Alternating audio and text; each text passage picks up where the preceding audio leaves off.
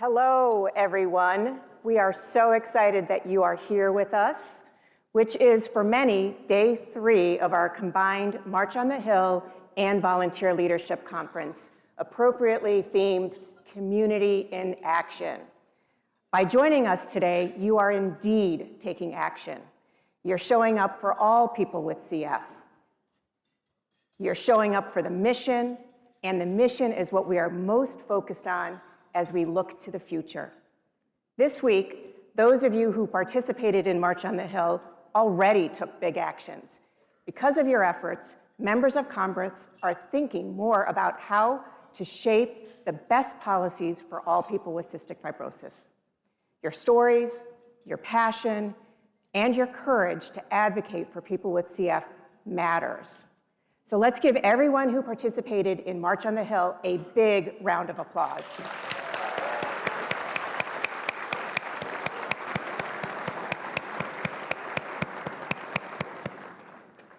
At this time, I want to continue what has become an opening VLC tradition by acknowledging those who are tuning in virtually. So everyone, please wave to the camera on the count of 3. The camera's over here. So ready? 1, 2, 3.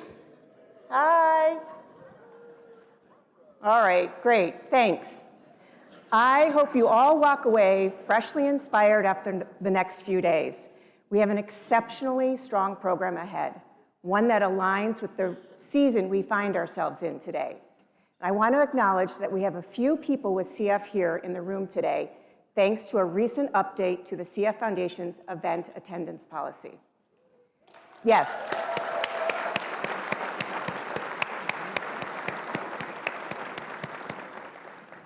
So based on COVID infection transmission research and community feedback, this new policy expands the number of guests known to be living with CF who can be invited to attend larger indoor CF Foundation events in person, depending on the size of the meeting space, and can exceed 1 person at a time.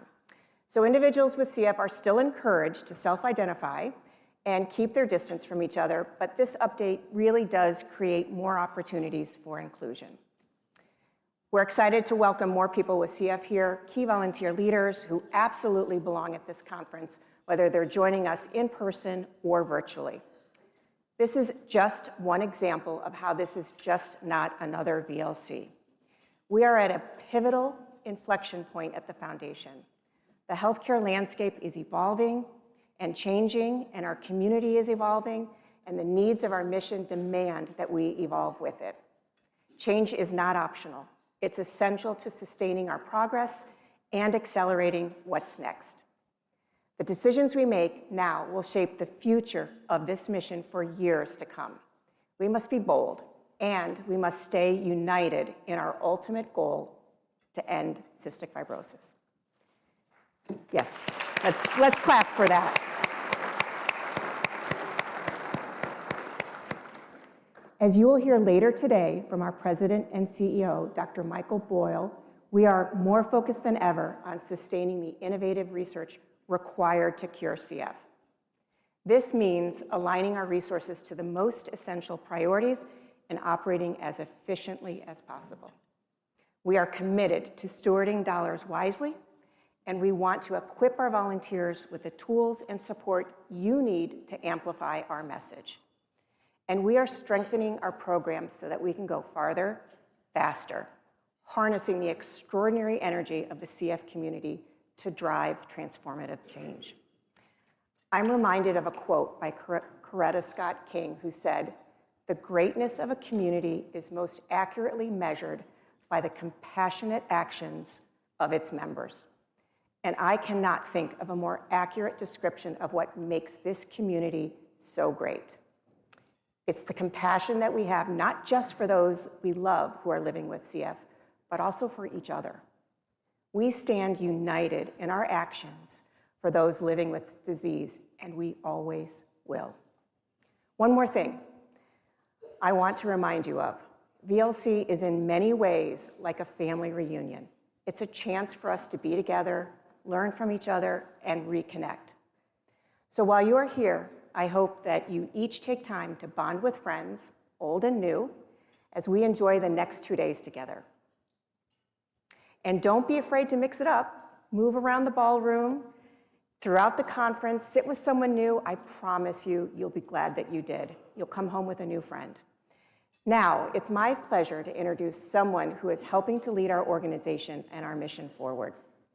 Casey White truly embodies what it means to lead with purpose. As a person living with CF and as chair of the CF Foundation's National Board of Trustees, Casey brings a unique and essential perspective to our shared mission.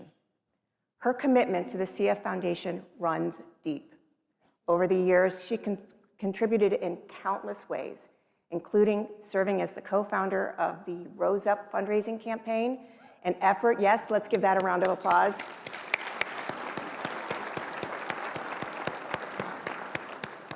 An effort that has raised more than $1 million to date.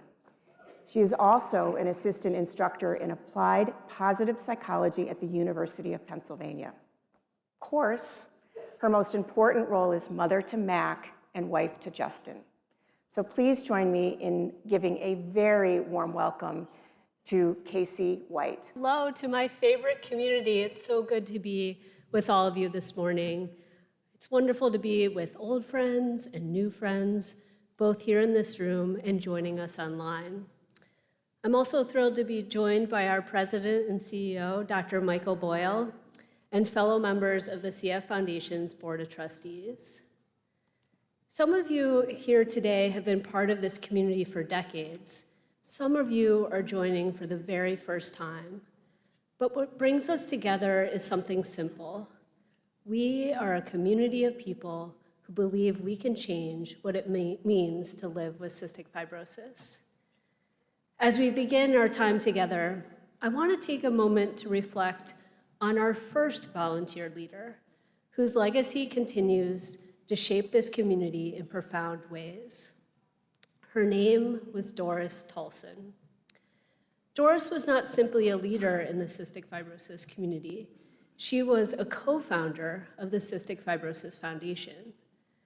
When Doris's daughter Annie was diagnosed with cystic fibrosis in the early 1950s, doctors told Doris that Annie might not live long enough to reach her first birthday. Doris's response was simple and powerful. "How unacceptable," she said. "We need to get to work." And boy, did she ever. Doris rallied other parents, and together they founded what would become the Cystic Fibrosis Foundation. They built chapters across the country. They partnered with physicians to create a national care center network. They brought the best scientific minds into the mission, including leaders like Dr. Bob Bell. Together, they built the research development network that ultimately led to the discovery of the CF gene and laid the groundwork for the transformative therapies we have today. But when people talk about Doris, they rarely begin with those accomplishments. They talk about her determination. They talk about her compassion. They talk about the belief that there's nothing this community could not do if we work together. Doris had this unique combination of fierceness and boldness and deep empathy. She was a mother who would do anything for her child, and she had this remarkable ability to inspire others to join her. I was fortunate to know both Doris and her daughter Annie over the years. Annie went on to get married, raise a family, and have a career. And she showed me that a person with CF could live a life full of meaning and purpose. She was an inspiration, and so was Doris. A few weeks before Doris passed, I wrote her to thank her and tell her what an honor it was for me to follow in her footsteps as board chair. Her response captured who she was better than anything I could say. She wrote, "I did what I had to do in order to save my child's life, and as well as others." And that was Doris. She didn't set out to build an organization or create a movement. She simply refused to accept the status quo for her child. and she brought others along with her. And along the way, she showed us the blueprint for our success. We lean on our friends, we lean on our community, we partner with the best minds in science, we raise the resources needed for care and research. We adapt when the path forward requires bold changes, and we roll up our sleeves and get to work. That spirit is what built this foundation, and it's the spirit that brings us all together here today. Because the truth is, the work that this community does has always been powered by emotion. Sometimes it begins with grief, sometimes with fear, sometimes with anger, sometimes with hope, and always, always with love. What makes this community extraordinary is what we do with these emotions.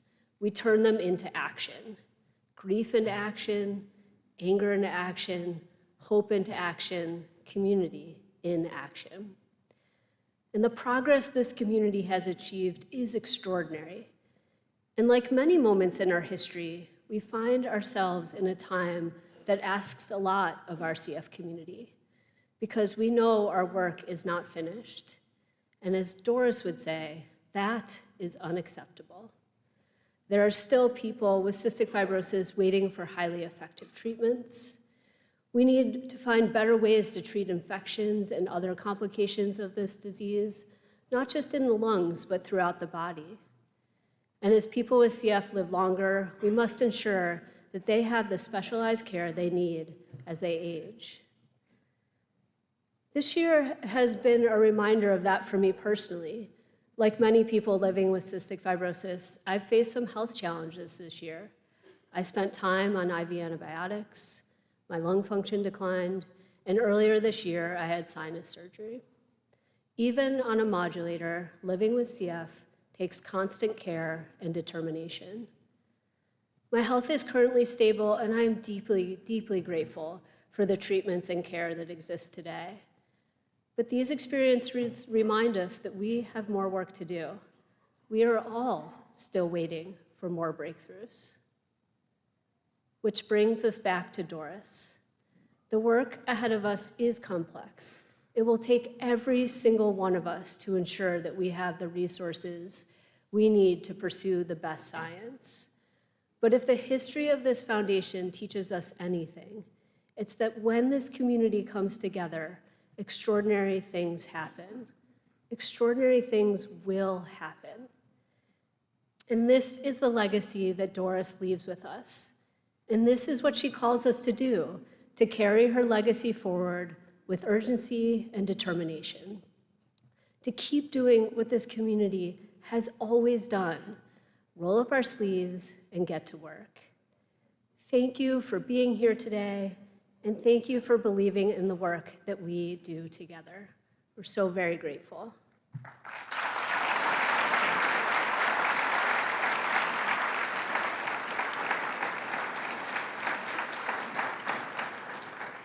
And now we have the great privilege of hearing about Doris's legacy in her own words. It's been a wonderful ride with a lot of ups and downs. It's been hard work, but it's worth it. Look what I have to show for it. Here she is. Here she is. Annie was born in 1953, given a year to live, diagnosed by Dr. Dorothy Anderson, who named this disease. I remember when she went to a day camp, and she was maybe 5 or 6 years old, and she swam across the pool, and I was crying, and the woman next to me said, "Why are you crying? Your kid's only swimming across the pool." I said, "Well, you don't know what that means, that she can swim across the pool." When we started the Cystic Fibrosis Foundation, no one had ever heard of this disease. And I'm not talking only about the community of parents, I'm talking about doctors. I think the average lifespan was then 5 years old. How unacceptable. I turned to my family, to my friends, and I said, we've got to go to work. And we did. We had to find families and physicians who would come together in groups to form chapters, because without chapters and people who would come together around the country. There was no way we could raise the funds to fund the research that was needed. And of course, there was no care center at that time until we started the center program in the early 60s, which I must say I was responsible for with my father.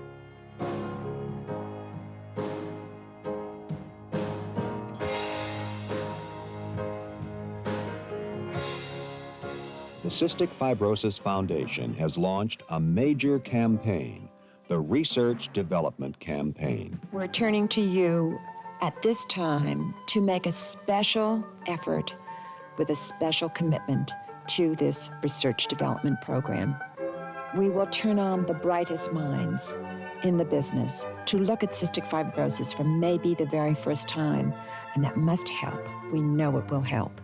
We have never felt more promise than we do right now. Applause greeted the announcement in Toronto, and no wonder. Parents and researchers have prayed for this literally for decades. We think we have isolated a gene responsible for cystic fibrosis. Of course, over the years, dear, dear friends of mine lost their children. These are the people that I thank because they stayed with us. They helped us. They didn't have to. And look where we've come. My hope for people with CF now is that they are able to have a career, to live life to the fullest, to have children, to see grandchildren, and to be well, and to enjoy life, and not to suffer, not to suffer. I know you will continue to be what we need to get the job done.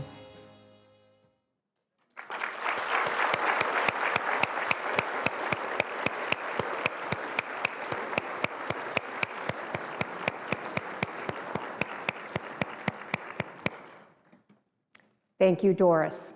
And thanks, Casey. As always, I think we can agree that the future holds so much promise, and that's in large part because of our stellar and, yes, committed leadership.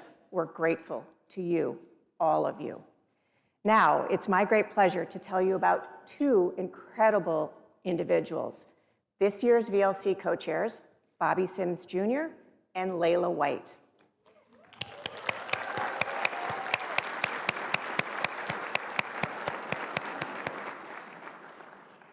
Bobby was first introduced to the foundation as a corporate volunteer at a Cycle for Life in 2012.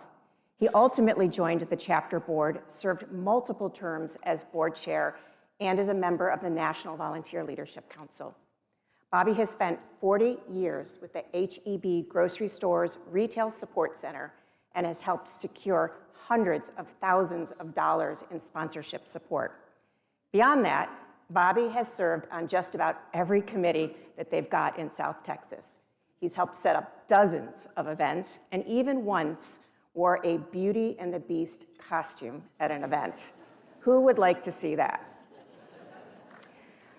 You'll have to ask him about that one. Bobby's passion for helping carry our mission forward is truly unwavering. And joining Bobby today is Leila White, a devoted and powerful advocate for the foundation.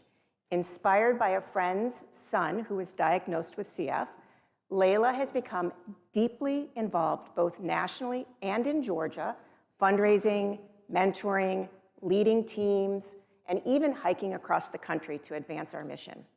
She is a proud member of the Legacy Society and Tomorrow's Leaders, and she has stepped into the role of the Georgia chapter board chair in 2026.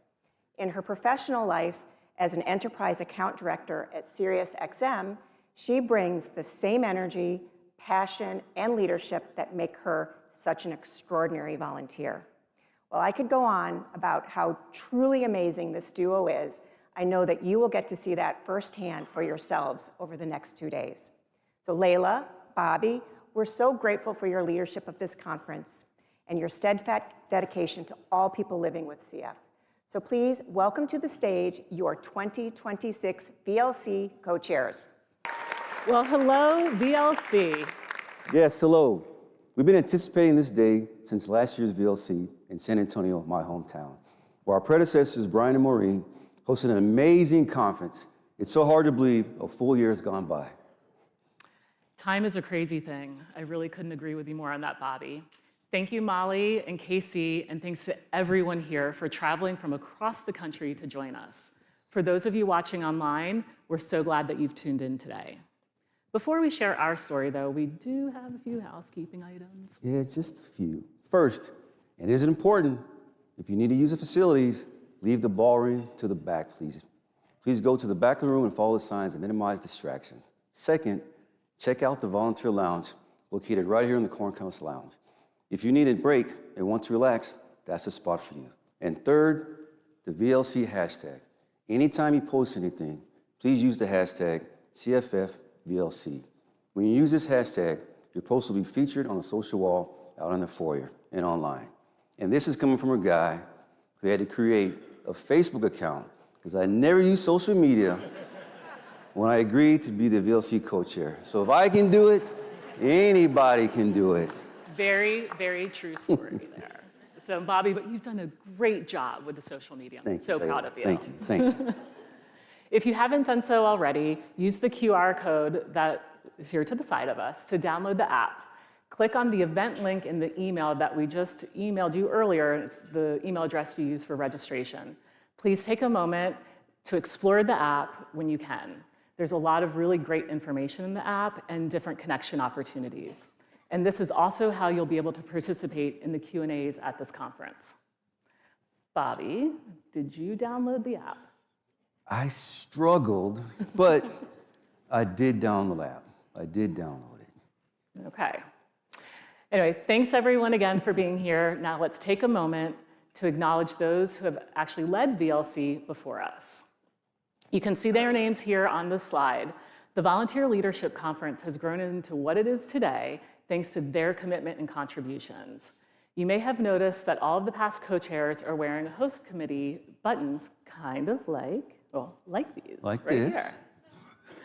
Whether you're here in DC or you're joining us online, feel free to connect, ask questions, and just chat over the next few days with a host committee member. They absolutely love interacting with everyone. So for those on the host committee that are in the room today, can you please stand up and be recognized?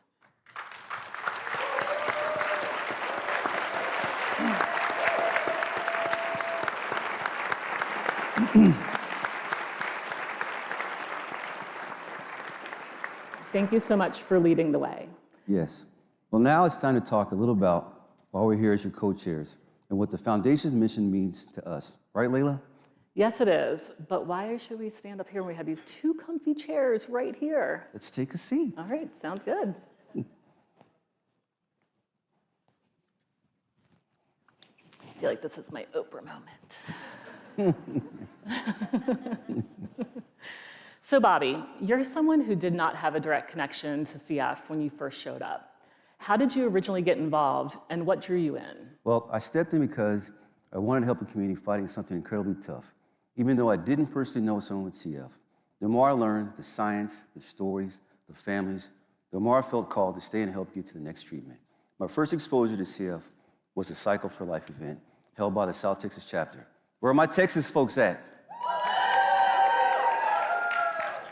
I met the executive director at the time and learned about the mission of helping CF stand for Cure Found. And after 3 years of competing in the event, I collaborated with him and joined the board to play a bigger part in helping find a cure. Leila, you also began with the Other Family Connection, but the Pinksons played a big role in bringing you in.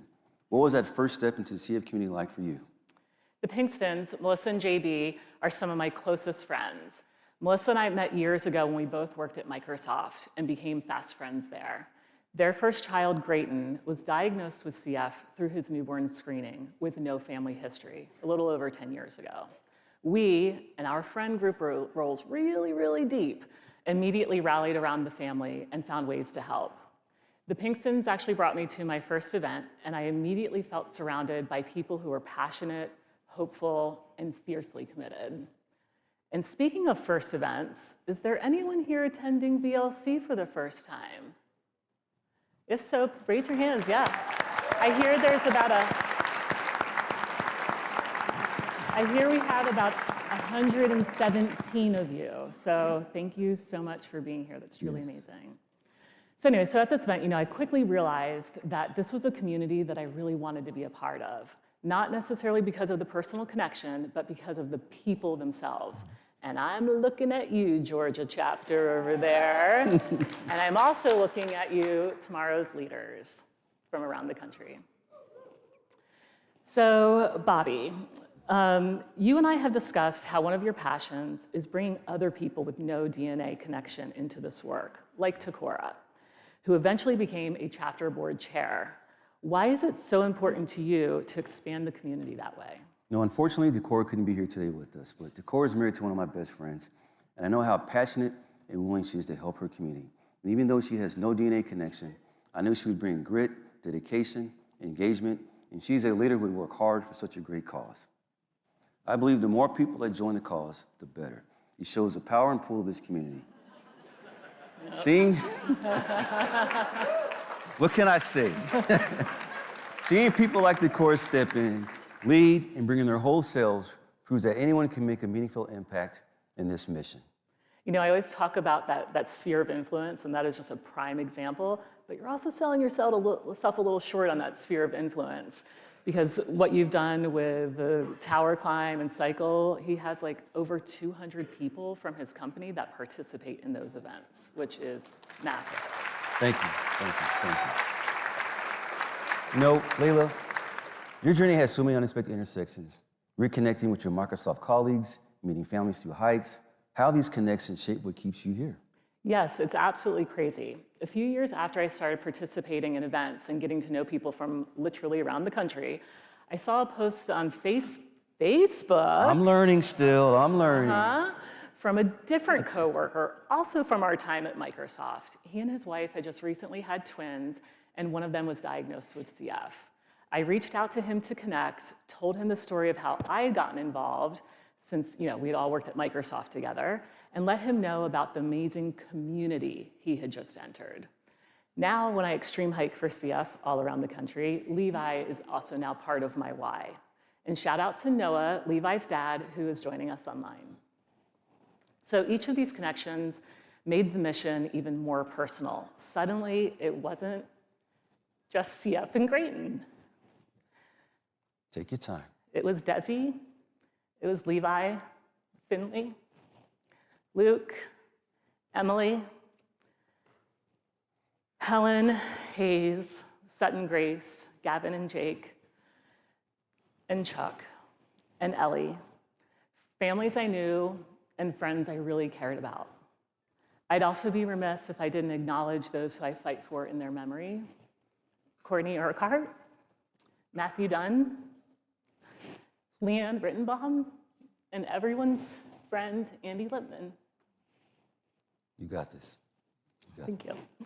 These moments showed me how small the world is and how much more powerful community becomes when we support each other across places and circumstances. So I got through that. I wasn't sure if I'd be able to. You got through it. Bobby, you've also gotten to know so many incredible CF families, parents, grandparents, even athletes and champions. Yes. Is there a story that really captures what community in action looks like for you? Yes, before I say that though, thanks for your contribution and your compassion. And that was a great story to share with everybody, myself and the audience. So thank you for doing that with that emotion.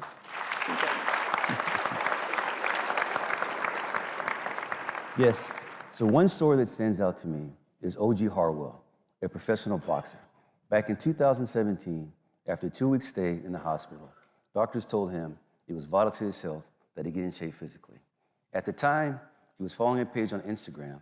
I don't do social media, but he was following a page on Instagram where someone was talking about how boxing changed him and got him the best physical shape of their life. So he decided to join a boxing gym, and one day he was asked to spar in a ring, and the rest was history. He told me, and I quote, I want to get this right, so I'm going to read it to you. I'm proud and honored to have and represent CF for all those that don't have the physical ability to represent themselves. Having CF is my biggest blessing because it gives me an opportunity to prove not that I only can, but we can overcome anything we put our best effort into. Having a no-quit mindset, having been through the lowest points of my life, dealing with CF, and because of that, when I'm in the ring, or I'm training, every bit of that pain and suffering gets taken out on the man across the ring. Also knowing that there's no amount of training and no amount of fatigue that will ever compare to the fight of living with CF. But with the community in action, you're not fighting alone in the ring. Also think about families like Aaron and Ariel Cap, whose daughter Piper has CF, and what they do with tomorrow's leaders. Also Scott and Janet Thomas, who are here in the room today. They're on Capitol Hill advocating for their son, their grandson, Sawyer. They show me what it means to show up every day without everything they have to support their loved ones. And then you have Dr. Kirk and Mary's son, Andrew, an extreme athlete who pushes boundaries despite CF. He and OJ embody strength and hope. These two young men struggled with CF as kids, but are now living their best lives and fulfilling their dreams due to the help of so many that support the CF community. I'm always so blown away when I see people with CF pushing boundaries of athletics and doing things that would be hard for any of us. So it's amazing to hear those That is incredible. Well. But Leila, you've experienced this community showing up for you as well. Like during Hurricane Helene, or when you're helping your stepmom navigate Parkinson's care. How do those moments deepen your connection to this mission? Some of the connections I've made in this community, have definitely helped me personally. When my sister, who lives outside of Asheville on a mountainside, wasn't heard from for days after Hurricane Helene, I reached out to my buddy, John DeGrazio, who anyone that's extreme hiked out on the West Coast knows John. Yeah, I reached out to him. He's again, extraordinary volunteer and organizer to keep us all safe out there on the mountains. So I reached out to him to see if one of his guys in search and rescue, who also helps as a medic on some of the hikes, if he was helping out in Asheville, because he gets called away to these types of natural disasters. While he wasn't there himself, he was able to get her coordinates to someone on the ground who was able to let us know that she should be fine, definitely won't have power for a while, and that search and rescue was approaching her house within the next few days. And I was able to relay that back to my family, which was great. Awesome. More recently, I was able to use my connections via fellow board member of the Georgia chapter to help navigate an issue my stepmother was having with her Parkinson's. Her now new gastroenterologist, as of yesterday, is one of the best friends of a fellow board member who's also a CF fighter and a gastroenterologist himself. So these experiences remind me that this community lifts each other up along with people living with CF. It's amazing what action our community will take for each other. Absolutely. So Bobby, you talk often about like staying the course, especially not because everyone benefits from a treatment, like Trikafta or Liftrec. What fuels your determination to keep going until CF truly stands for Cure Found? Trikafta has changed lives, but not everyone sees those benefits, and what keeps me pushing forward. We owe it to the families and to the future volunteers to keep the momentum going until every single person with CF has answers. I know, Leila, one thing you love about is watching science turn into real change, like hearing from a father that his child is benefiting from a Liftrec. How do those moments reinforce your drive to stay involved? This is one of my favorite things to talk about. When you see families celebrating these breakthroughs from trials like a Liftrec, and they're excited to come and tell you about it, you realize the research is real, it is so tangible. It's also this real life impact that I use to share my story, whether it's awareness, advocacy, and most importantly, fundraising. It's moments like this that reminds me why we cannot slow down. Science is happening right now, and being a part of it just feels so meaningful. Yes, Leila, these stories are so impactful. When I'm in the community, success builds on success. Your donations help the science, and when we talk about the science, we gain more donations. Absolutely. So finally, Bobby, you and I have met some truly inspiring families. I think of Brittany Burnett, Pam Baker, and so many more. When you think about community in action, what do the people you've met here represent to you? They represent perseverance and dedication to adapt and go above and beyond to support those with this terrible disease, whether fundraising, educating, providing corporate sponsorships, or just volunteering their time to support. This elevates me to do more for those fighting for their every breath. What about you, Leila? What do these individuals and families mean to you? They represent courage, they represent hope, and just an unshakable belief in each other. They inspire me every time I show up, They make this feel less like volunteering and more like belonging to a family you would do absolutely anything for. Okay, Bobby, that was really fun, but I think we need to hike it back to the podium to finish this up because we have an activity we'd like all of you to join in on.